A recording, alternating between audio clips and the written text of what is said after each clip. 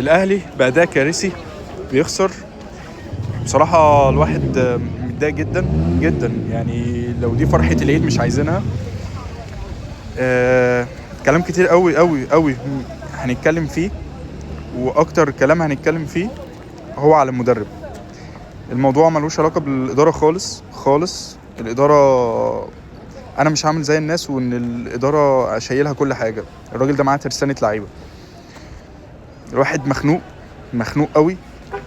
بس في الأول وفي الآخر لما أنت فرق، يعني فريق كبير، لما يجيلك الألم ده دلوقتي أحسن ما يجيلك في آخر الموسم وأنت خسران كل حاجة. أتمنى الحاجة الوحيدة اللي ممكن هاجم عليها الإدارة هي عدم تغيير المدرب ده، ايا كان بقى الشرط الجزائي بتاعه. ايا كان، اي نعم انت لسه بتدفع الشرط الجزائي بتاع كولر والمدرب اللي بعده، بس بصراحة صعب قوي ان احنا نكمل بالمدرب ده.